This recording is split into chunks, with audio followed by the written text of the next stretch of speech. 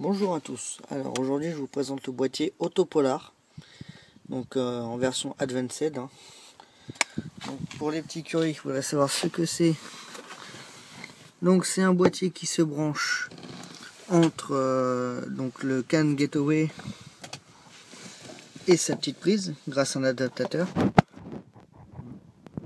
Totalement invisible si on lui demande. Donc alors. Hop. Voilà. Donc là, indicateur multifonction. Hop, dans le menu. Donc moi je l'ai renommé. Hop, une petite mise au point. Donc alors voilà, donc ces capteurs se répartissent sur 5 pages. Donc on peut surveiller plusieurs capteurs. Donc le kilométrage, température d'huile, température d'eau, température externe, la pression du turbo, les tours minutes, donc en version digitale. Donc hop, à la page 2. Donc on voit la batterie, donc là bon je suis presque à plat, donc c'est pratique pour voir si la batterie se recharge bien et à combien de volts elle est rechargée. La capacité réservoir, donc bien sûr faut la programmer, lui indiquer que on a 52 litres, donc là on voit avec l'aiguille, je suis à fond. Donc là je me suis un peu trompé, j'ai mis 2 fois le même réglage. Donc la pression atmosphérique, qui est toujours quasiment à 1 bar. On peut la régler, mais bon, après ça demande des outils en plus. Température moteur, température du radiateur, donc là c'est un peu logique, il fait pas très chaud, donc elles sont qu'à 18.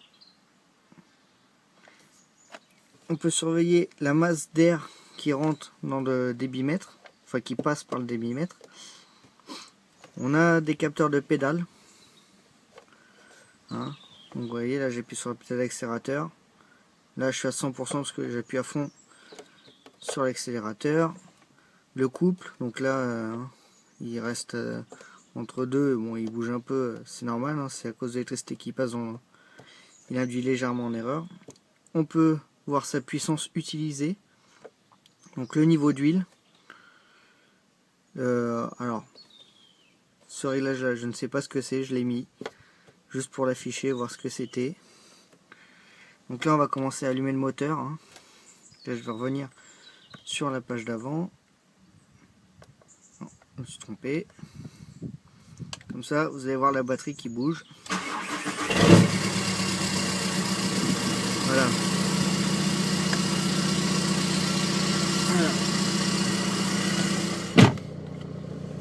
Voilà, c'est ça, il y a un peu trop de bruit. Excusez-moi pour ce dérangement, ce n'est pas très professionnel. Alors, donc on voit que la batterie là est à 14,2.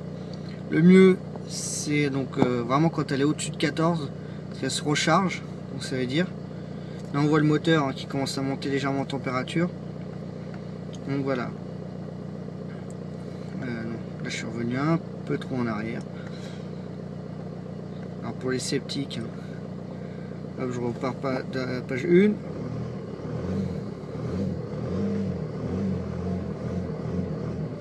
Voilà, j'accélère un peu, le turbo se met un peu en pression, très légèrement. Donc sur la page 2, on voit les températures qui montent. Vous voyez, hop, le débitmètre, j'accélère un peu, température, enfin les valeurs montent, le couple, la puissance. Donc alors je tiens à préciser que je n'ai pas de sonde d'huile, donc les données d'huile sont imaginées par le calculateur moteur, qui après est interprété par le boîtier Autopolar. Donc voilà, on voit ce qui passe par le GR, mais en fait c'est totalement faux, c'est ce qui passe dans mon débitmètre parce que le GR est désactivé. Donc hop, température externe, température du carburant, qui à mon avis est erronée parce que le carburant sur un diesel et jamais à 20 degrés, mais beaucoup plus, hein. Je crois que c'est au-dessus de 60. Donc voilà, et la dernière page, donc là j'ai mis que 4 réglages car on arrive à la fin des réglages, hein.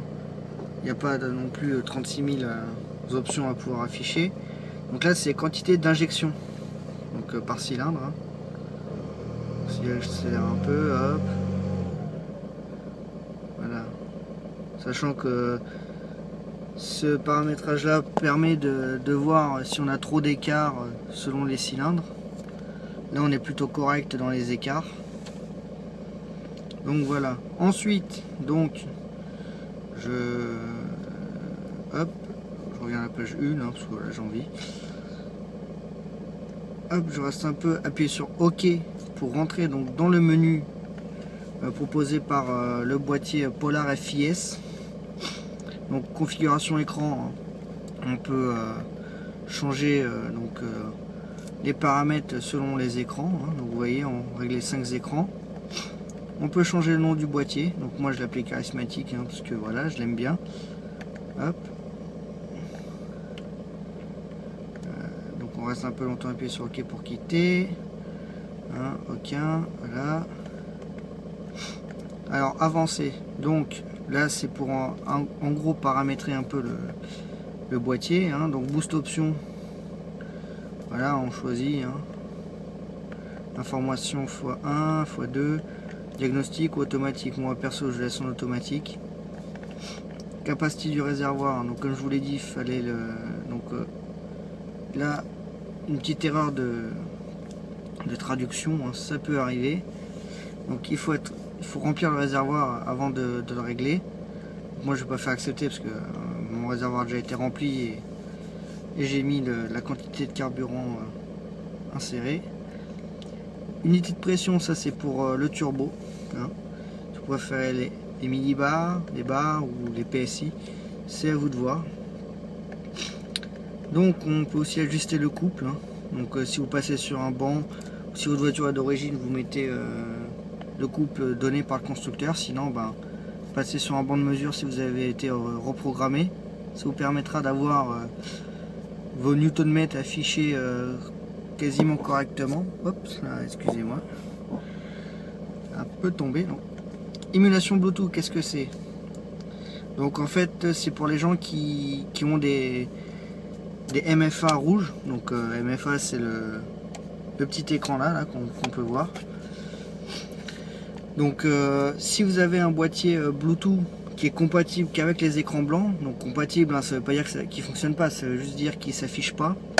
On peut l'émuler grâce à cette petite option. Donc là moi j'ai coupé le Bluetooth, hein, parce que bon, je ne m'en sers pas actuellement pour faire la vidéo, hein, ça ne servira à rien. Voilà, donc ça c'était pour le menu avancé. Donc menu langue, hein, bien sûr il ne vous tire pas la langue, c'est juste que vous pouvez choisir la langue. Si vous préférez avoir de l'anglais, du polonais ou du slovaque, c'est à vous de choisir, hein. Les touches audio et polar, alors là je vous cache pas que je n'ai rien compris à leur système. Alors le système confort, c'est ce qui en gros m'a fait un peu acheter ce boîtier, hein. Donc le miroir en fait c'est pour qu'on ait le rétroviseur passager qui s'abaisse au passage de la marche arrière, hein. Donc voilà, donc hop, vous allez dans réglage de position et hop, il vous indique, hein, comment faire. Donc clac, un coup sur R, hop, on fait accepter avec le OK, hein. Donc mettre le miroir en position de conduite. Donc bon, là je fais légèrement haut, j'abaisse légèrement. Donc là hop, hein, voilà, je fais OK encore une fois. Et là mettre le miroir en position parking. Donc moi perso j'aime bien voir ma jante arrière dans le rétroviseur. Donc je baisse et je le fais tourner un peu pour voir si ma jante risque pas de toucher. Et là on fait accepter. Et voilà, position configurée. On va voir le rétro qui remonte tout seul. Normalement. Donc, ah oui, alors par contre, un dernier réglage. Vous avez automatique, manuel. Moi, je mets en automatique. Hein. Là, voilà, le rétro remonte de lui-même. Hein, regardez, hop. Parce que l'autre main, je peux pas vous la montrer. Parce que je suis sur le téléphone. Donc voilà, donc là, normalement, je passe la marche arrière. Donc,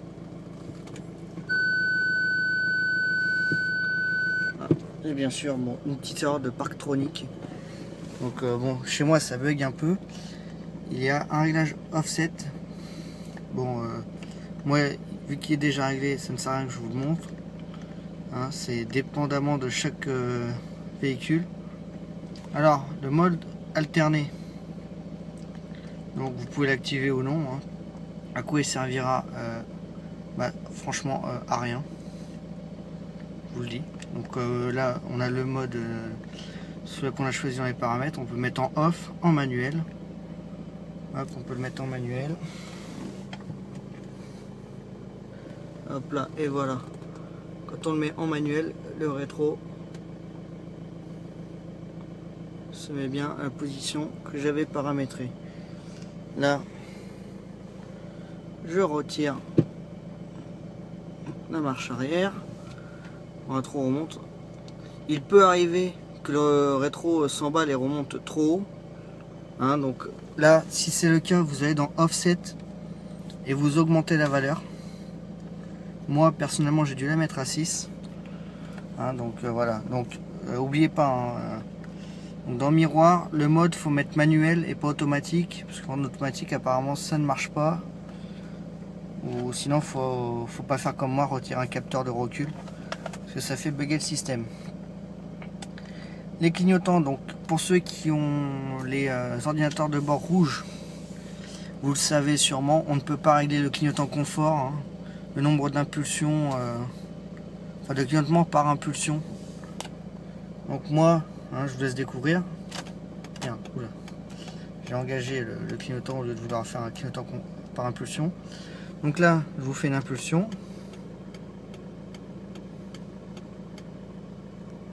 Voilà, donc vous avez pu voir, hein, j'ai 5 clignotements au lieu de 3 à la base, parce que j'ai 5. On peut prendre 4. On va prendre 3. Voilà. Original, donc c'est 3. Voilà, on peut aller jusqu'à 10 clignotements. Bon, personnellement, je trouve ça un peu long, 10. Hein, pour moi, 5 c'est parfait. Donc, je fais souvent d'autoroute. Quand on veut doubler un camion, qu'on veut se rabattre devant lui, voilà. Donc voilà. Le Parktronic, donc voilà, je peux pas vous le montrer parce que bon, chez moi il est déjà activé.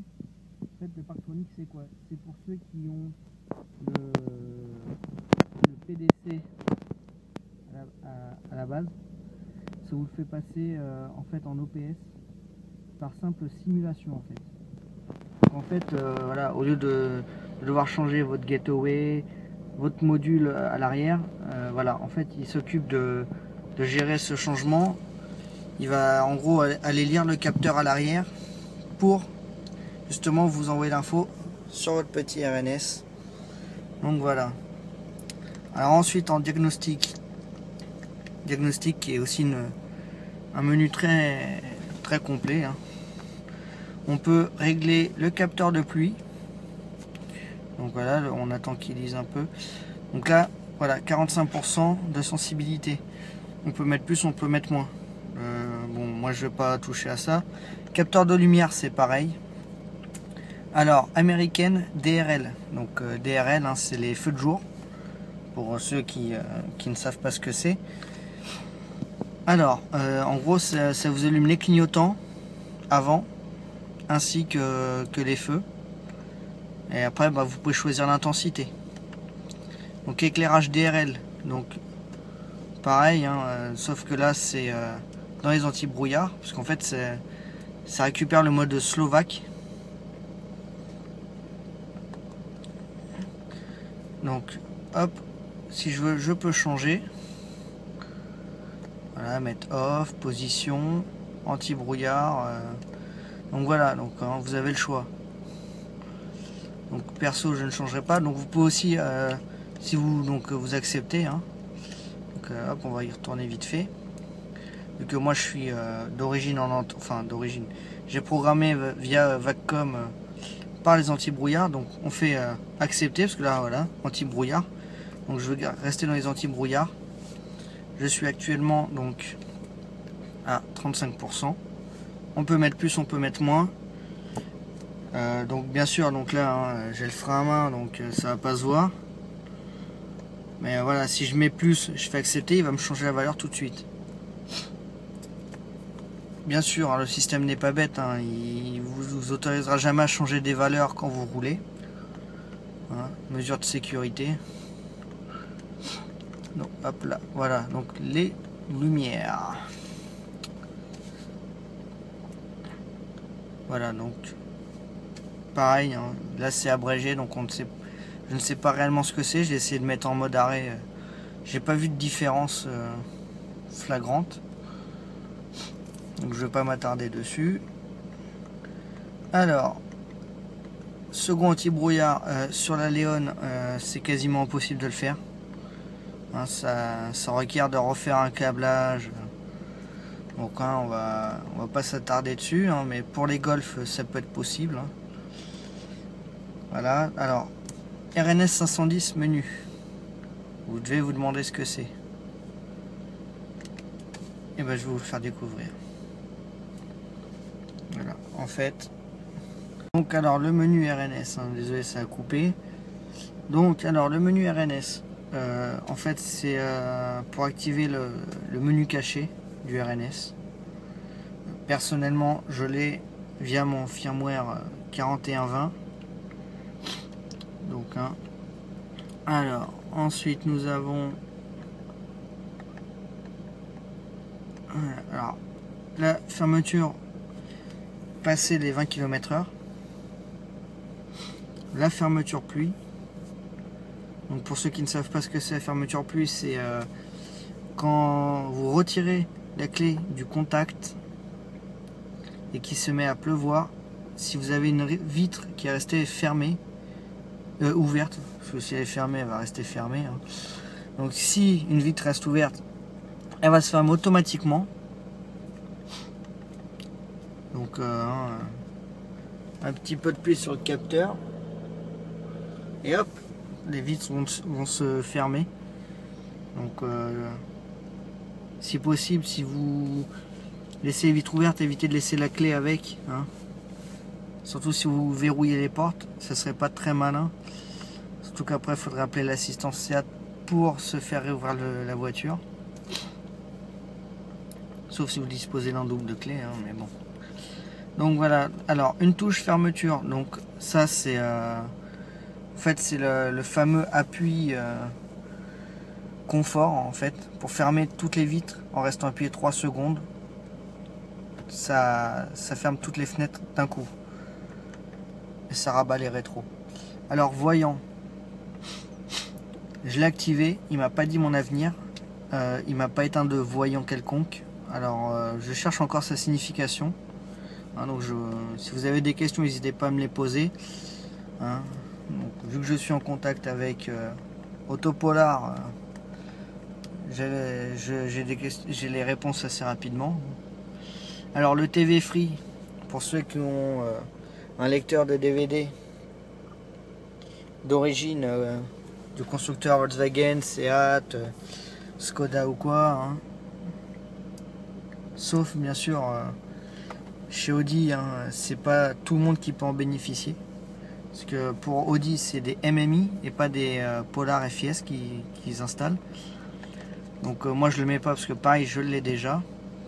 Alors la version, ça c'est pour le boîtier. Voilà, il vous dit qui il est en gros. Hein. Hop, une petite mise au point. Voilà, on voit Polar FIS Advanced. Hein. Donc la version hardware, c'est la version 1. Enfin 0.1. Quasiment tous les boîtiers sont dans cette version. Hein. Il n'y a que les boîtiers du fabricant qui peuvent avoir une 0.2. Voilà, après hein, la version software, mon serial. voilà, avec sans oublier la petite adresse du créateur, hein, auto-polar.com.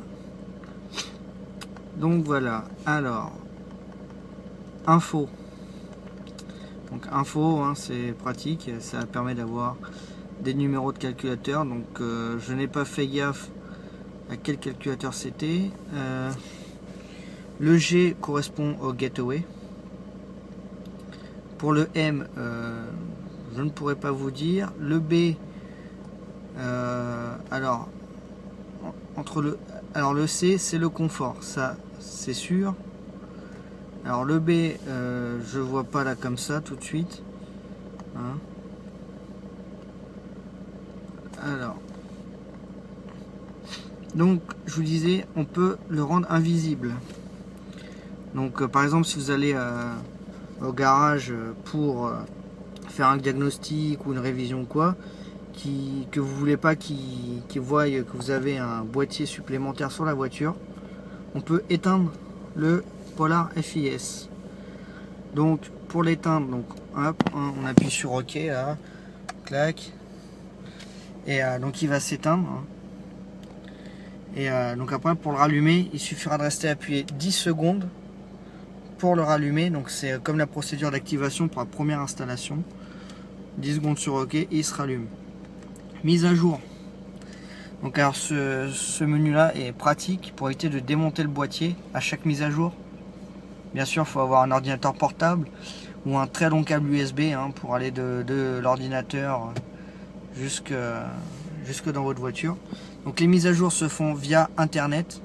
Donc si vous avez un ordinateur portable, vaut mieux qu'il capte internet, sinon vous pouvez débrancher le boîtier, ça ira plus vite, hein. Donc hop là. Laissez le boîtier toujours dans un endroit accessible. Ça sert à rien de le planquer dans la voiture, hein. Chez Seat, Volkswagen ou quoi, ils s'amusent pas à fouiller dans les recoins de la voiture. Donc moi personnellement,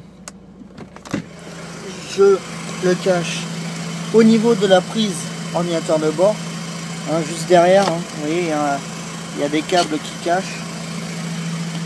Donc il n'est pas très visible, surtout que je compte repeindre le boîtier en noir pour plus de discrétion, hein.